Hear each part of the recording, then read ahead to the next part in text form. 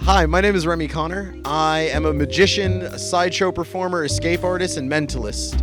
I started 14 years ago when I saw David Blaine doing magic on TV, and I thought to myself, that's pretty cool, and I had no desire to do magic at that point.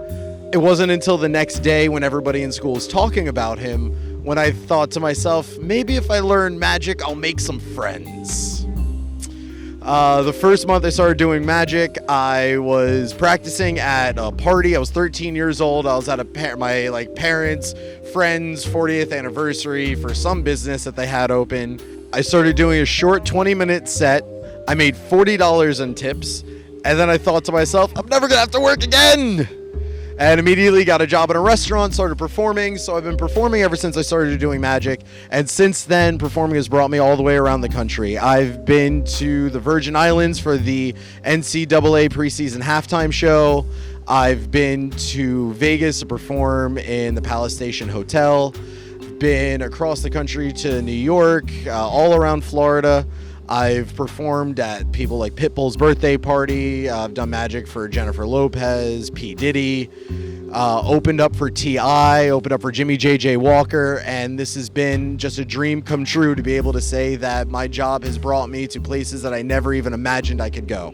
So when I started doing magic, it was really, really fun, just the idea of being able to break out of reality, the ability to create a world that what you're doing isn't real, and I've loved that ever since the beginning of magic. But there's always a point when you're doing performances that you have to do sleight of hand, you have to do a move, and I've enjoyed that. But the thing about sideshow performing, and the thing that really drew me to it, is that it's shocking, it's funny, it's an incredible performance, but then to top it off, there's no secret moves. There's nothing hidden that you have to do. And the thing that I love about it is that you get the opportunity to amaze people and disgust people and blow them away with reality, which is what every magician strives for, to make their illusions as real as possible.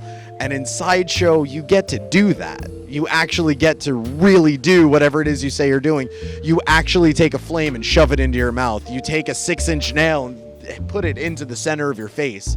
And there's no trick to it. You're actually doing it. For me, that's always been the inspiration. I teach a lot of sideshow, and whenever I do fire performances, people ask me like, oh, is there a special chemical or something you could put on your skin? And I tell them, I'm sure that there is, but that's not what sideshow is about. Sideshow is about pushing yourself past it, past your own limits that you were comfortable with, to be able to do something extraordinary. And if you're going to add something extra to it, you're not doing the extraordinary, you're just taking the ordinary and adding an extra thing to it.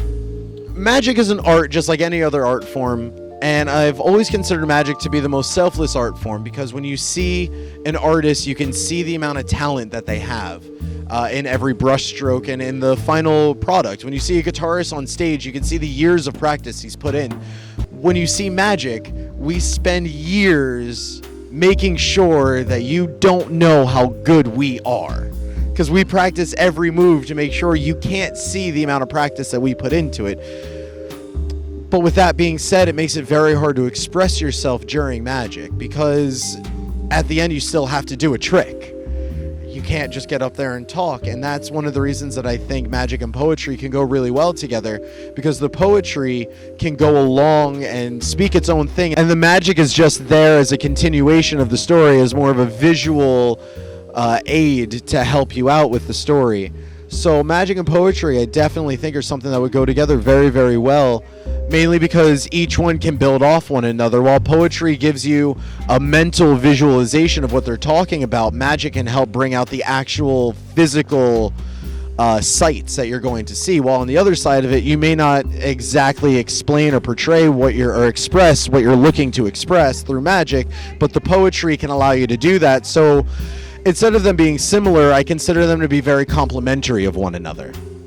You can find me on various social media accounts. On Facebook, you can type in Remy Connor Thief, and you'll find me. I'm known as The Honest Thief. On Twitter, it's The Remy Connor. Instagram, Remy Connor. Really type in my name anywhere, you'll get me.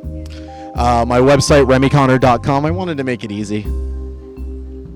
Yo, I'm Remy Connor.